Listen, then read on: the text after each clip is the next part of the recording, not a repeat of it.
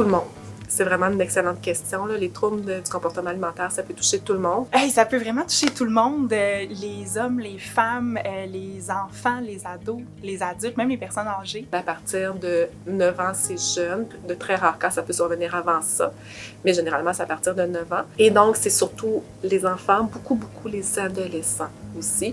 Et ça peut arriver que ça perdure dans le temps, anorexie, boulimie. Donc là, ça va être des adultes aussi. Important de dire que le TCA, il se développe généralement à l'adolescence, à la puberté ou au début de l'âge adulte. On appelle ça des pics d'incidence. Il y a évidemment des survenues qui sont parfois plus précoces, plus tardives, mais c'est plus rare. Je pense que ceux qui sont peut-être le plus à risque sont peut-être les adolescents et les adolescentes, ceux qui sont à la recherche d'identité. Et si on a le moindrement une estime faible de nous-mêmes ou qu'on est influençable avec toutes les images que la société nous projette. Il y a une vulnérabilité à l'adolescence en lien avec le trouble alimentaire parce qu'on est en construction de son identité. On est à la recherche de ses repères, de qui on est. Et il y a beaucoup de changements aussi dans la vie, entre autres au niveau social. Il y a quand même beaucoup de pression pour nos adolescents qui sont très sensibles au jugement des autres, au regard des autres. Donc c'est sûr que ça, c'est tous des facteurs qui font en sorte que le trouble alimentaire peut peut-être plus facilement s'insérer puis venir s'accrocher dans la vie de nos ados. Souvent, on a l'impression que les troubles des conduites alimentaires, ça va concerner seulement les filles. C'est vrai là, que la prépondérance, elle est beaucoup plus nette. Puis je pense qu'il faut faire attention pour pas juste cibler que c'est les filles, c'est les adolescentes qui vont avoir un trouble alimentaire. On peut aussi le retrouver chez les hommes, chez les garçons, mais c'est moins commun. Il y a des statistiques qui existent qui parlent de 1 homme pour 10 femmes.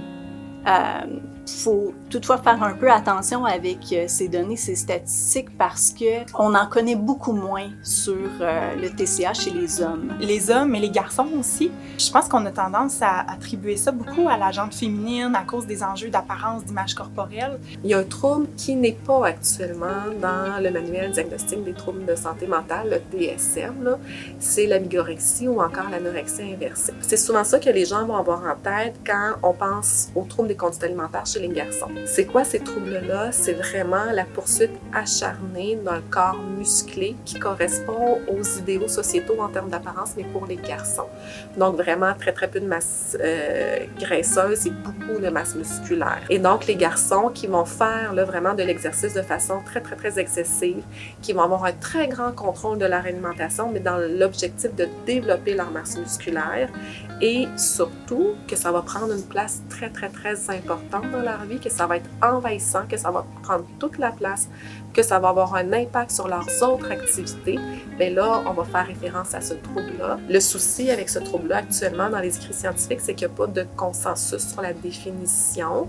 Donc, ça va varier selon les auteurs et il n'y a pas beaucoup d'études encore qui ont été faites là-dessus, notamment parce qu'on n'a pas de définition claire et ce n'est pas un trouble qui est encore bien circonscrit. C'est toutefois plus rare que on les voit consulter. Dans nos cliniques, clairement, il y a une majorité de jeunes femmes qui consultent plutôt que des hommes. Puis, ça fait référence justement aux statistiques.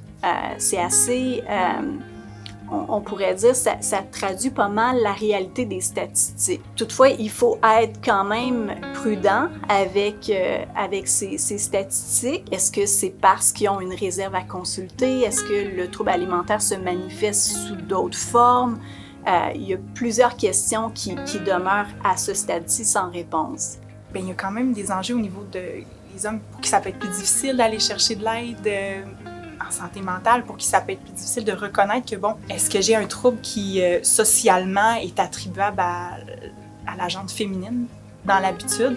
Fait qu'on peut même penser qu'il y a plus d'hommes que ce qu'on sait vraiment qui vivent avec des difficultés au niveau du trouble alimentaire. En fait, les troubles de comportement alimentaire engendrent des dommages collatéraux, donc tout l'entourage de ceux et celles qui en souffrent vont être touchés par les TCA. Et quand je dis ça touche qui, ça touche tout le monde, mais c'est que ça touche les personnes qui présentent le trouble, ça touche beaucoup leur environnement aussi.